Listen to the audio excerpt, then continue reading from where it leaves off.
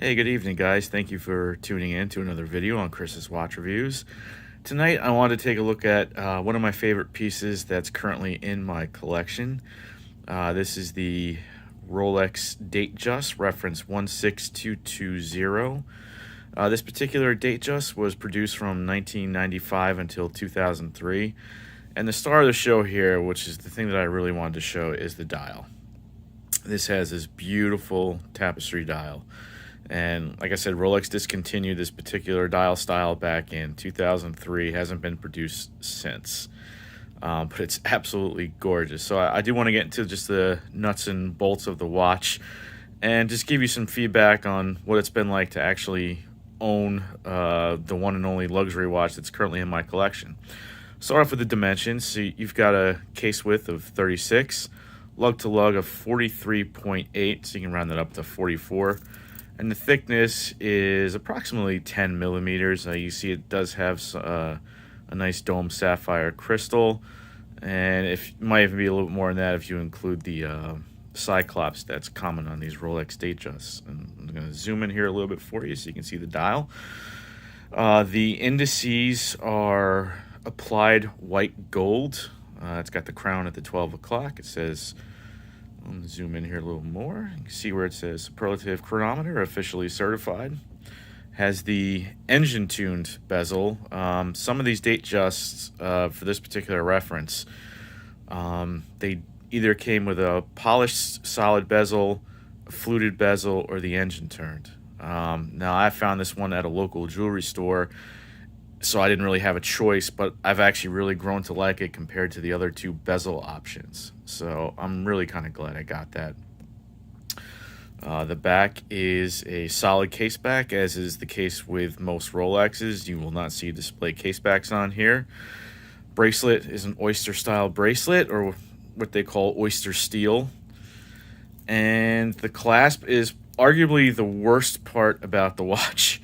For a watch that well, let's just say I paid around $4,200 for it, and right now they're trending between $5,500 and $7,500. You've got yourself a stamped pressed clasp. Now, it does say Rolex on it. Fine, that's kind of cool. It does have a whole bunch of micro adjusts, which for a non-dive watch is actually pretty good. But it just kind of snaps into place and opens up very easily. I wish that it had the newer style fold over clasps that Rolex is using now on their Oyster Perpetuals and Air Kings and Submariners. This does not have that. I'm hoping maybe someday when finances are a little bit better, I might see if I can find a jewelry store that maybe can actually swap it out for the newer clasp. I don't even know if it would fit or not, but that's something I'm going to look at down the road. The crown is a screw-down crown, 100 meters of water resistance. See, the crown is signed with the Rolex coronet. The case is all polished throughout, and you see it's got plenty of scuffs on it. I mean, I regularly wear this watch. So, what's it been like owning a luxury watch for the last 2 years? Well, I mean, I definitely enjoy it. A couple years ago, I wasn't as big into watch collecting as I am now.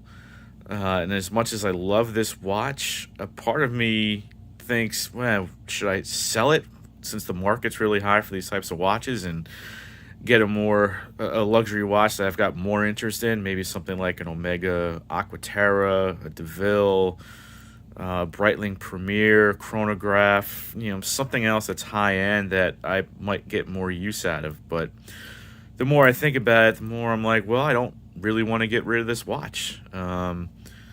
The Rolex it's sort of like, I guess, a watch for non-watch collectors, even though a lot of watch collectors do own them. But having been into watch collecting now for a couple years, there's definitely more luxury brands that I would like to try out. I can't afford that right now, but I'm still glad I have it.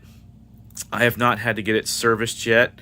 I may need to get it regulated because I did purchase a time grapher a few weeks ago, and after running this on 5 different positions on the time grapher, I was getting about plus 15 seconds a day fast, which for a watch that's supposed to be chronometer grade, that's not very good. But the beat amplitude is good. The beat error is good. So I'm not going to spend a lot of money sending this back to Rolex to get a full overhaul done. It just doesn't need that right now.